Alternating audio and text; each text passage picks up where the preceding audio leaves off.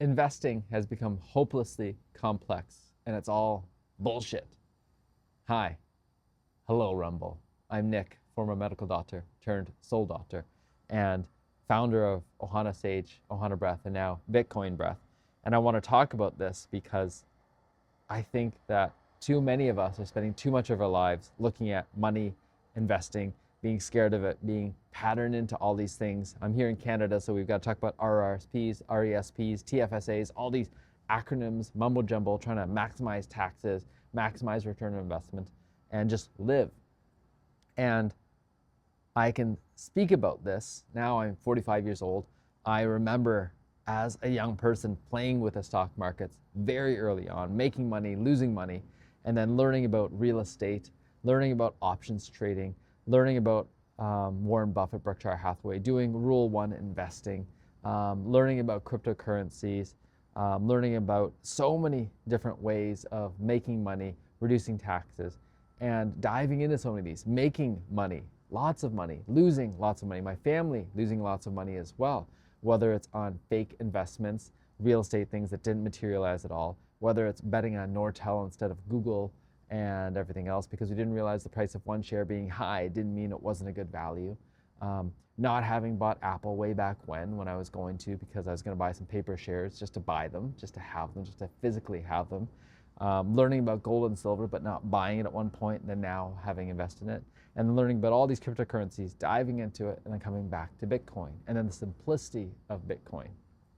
And I say that because I remember reading the Foundation series as well, Isaac Asimov way back when, and the fall of the galactic empire was because things had gotten hopelessly complex. There's so much bureaucracy layers. And also, though, the solution wasn't just to quickly simplify it, which is what Harry Seldon, the protagonist, proposed, because he only proposed that because he knew it sounded good, but it actually led to the downfall of the empire faster. And part of it was the empire needed to fall in order for what to come out of it all, to rise from the ashes, from a different lens viewpoint entirely. And it's funny because we're going to talk about the fourth turning and the crisis sometime soon, but that's part of it, what I see here. I don't have the solution for how to turn out of this. I can only say, how do I decouple myself from the complexity of all and only look at the complexity that actually excites me, interests me. Because before I was looking at it because I felt like I had to. We're taught almost, if you're smart enough, that not only are you supposed to be a doctor, a healer, and all these other things, but you're also supposed to be a great investment person, all this stuff. And it's funny because I can see that in a lot of the continuing medical education, they've got someone there, whether it's MD management, so people who manage money specifically for doctors, or other people, and they prey on doctors going, you guys are really smart. So you can see that this is a really smart way to do things. And they are making their money in other ways. And that's how a lot of doctors got taken advantage of. And the doctors have such a pride and an ego they don't want to say when they get scammed in a various Ponzi scheme. Now, there were components which were really great. There was a life insurance, I think, in Ontario that it was a co-op or something else like that, where whatever didn't get paid out was actually paid back to you in your premiums. And I was like, this is crazy. And this is amazing because their incentives aligned with my incentives then. We really want to have the insurance available, but we also don't want to just lose money, pay money out. That was fantastic.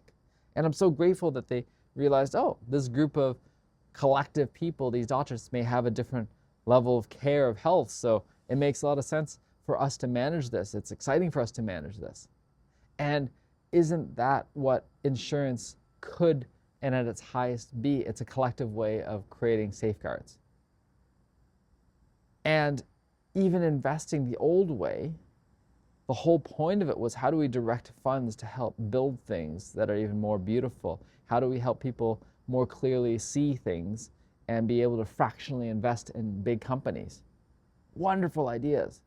And now it's turned into this giant scheme that's manipulated, that if it collapses, there's so many dominoes that collapse, so it cannot collapse. And yet it still will collapse at times, but who's actually behind all the collapsing?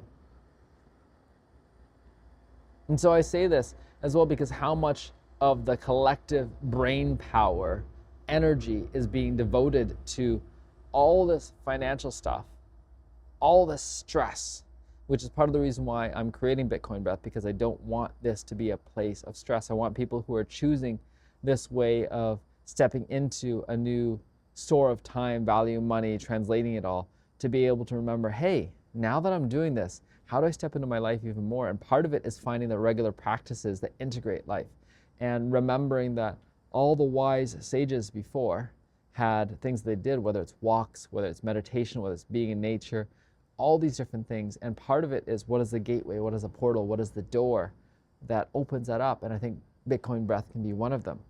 And it's not for everyone, but for those who it's for, it's an easy way to grow, to reconnect, to remember. And wherever you are at in your investment thesis cycle, how can we let go of it even a little bit more, to not try to chase every last piece, to not always have the FOMO, to be able to celebrate each other's success without having to feel like, oh my God, I've got to be part of every success. And I say that because that's what I'm going through as well sometimes. I'm like, oh my God, I should be getting into commodities. I should be getting into the energy work. I should be getting into the infrastructure of AI. I should be getting into precious metals, rare earths, all this stuff. I'm like, take a breath. Whew. Do I really want to? Do I really want to explore it as well? And if not, then why am I going after it? Okay, I'm going to try to chase money. And is that what I really want? No, I want to create value. I want to create wealth. I want to create a way where I can support my family in the most beautiful way possible, and the families around me, and keep growing and expanding this circle. Community, trust, play. All right. And how do I create videos that highlight that as well, that may serve others and plant the seeds?